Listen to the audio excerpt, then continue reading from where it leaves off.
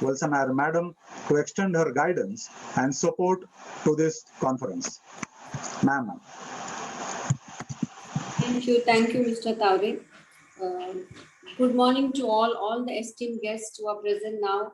The Honorable Minister Aditya Thackeray sir, the Minister of State Aditi ma'am, my colleagues Ashutosh, Mr. Saulkar, and Mishra sir, who's been an icon in this field of tourism, and all the practitioners, Mr. Venkateshan, all our colleagues from the tourism sector who joined with us today.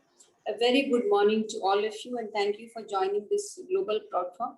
First of all, I want to extend a very big hand of appreciation to Mr. Pandurang Tagre for having taken the lead in organized such a big conference where we have registrations from 30 countries and we have presentations from 8 to 9 countries. The practitioners of agritourism would be taking us through their journey.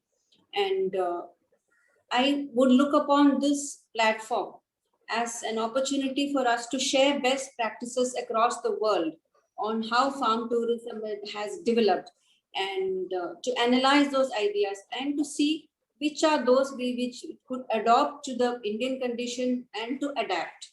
So that would be the major takeaway which the Department of Tourism would be looking at. I also want great pride in informing that Maharashtra is one of the first states in the country to have a formal agro-tourism policy. Though agro-tourism in a private form has been here for the last almost 20 years, and again, Mr. Tagre has begun his journey in Baramati, and that is, I would say, a model agro-tourism center now. So we have put together a formal policy only in 2020 for the first time. But the purpose behind having a formal policy is, number one, is to give incentives to have more and more entrepreneurs to take up agro-tourism centers, to do a institutional framework on how we look at this sector, and since it is now a very important sector, how to ensure that whatever the incentives are, they reach out to the right person. So we have institutional frameworks at the state level, at the district level, and at the regional level too. So the main objective behind the policy was to do this. And secondly, I think what we need to look at more is about a marketing setup for this.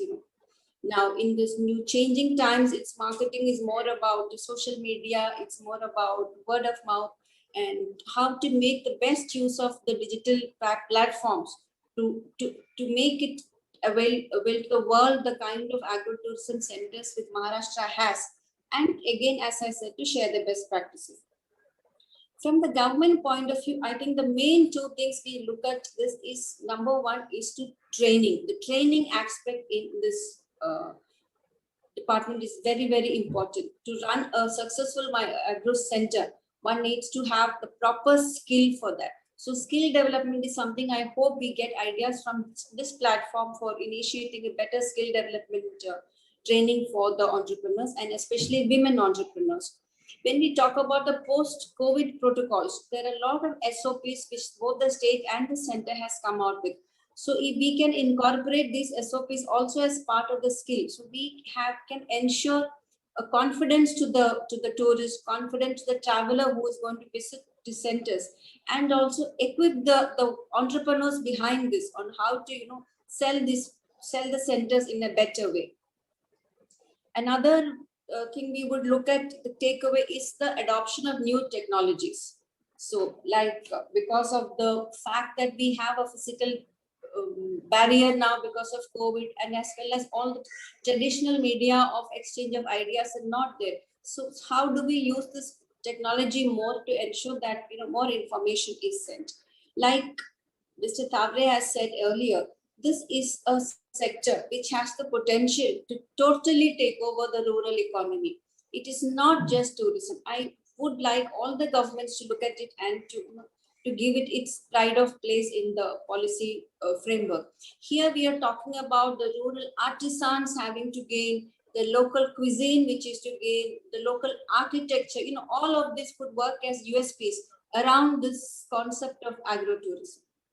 Maharashtra is blessed with the diversity of the mountains, the oceans, the wildlife sanctuaries, and it all. And among that, our strength in agriculture, our strength in horticulture and animal husbandry.